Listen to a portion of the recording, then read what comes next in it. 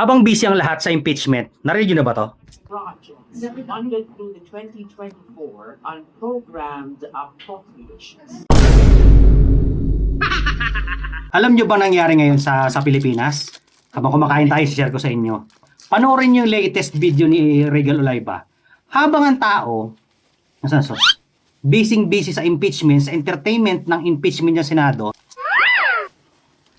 may malaking perang gumagalaw na hindi natin alam kung sino naghati-hati. Pinakamalapit na cover-ups talaga yung impeachment eh.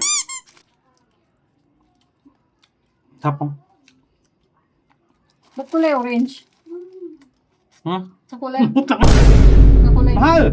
Mahal po lang sa mukha, nagkikita ko. Related ito sa pera. Naalala nyo yung mga PhilHealth funds? Mahal, yung pa ako mahal. Grabe, ayoko na mga lalagkit. Malagyan mga pangalan. Ba yan?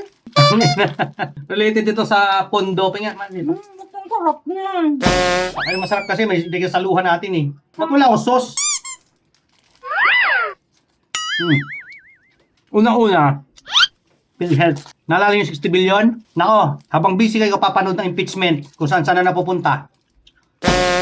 Pangalawa, PDIC. PDIC ng sole purpose is to protect the depositor or the money in the bank.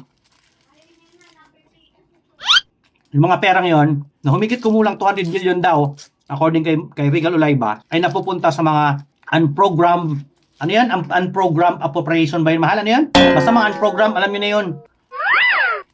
Yan ang nangyayari pag walang nagmo-monitor ng pera. Wala nang Presidential Anti-Crime Corruption Committee. Panoorin nyo yung latest, itong video na to ni Regal Olayba. Mas mauunawaan nyo. Grabe nangyayari sa Pinas.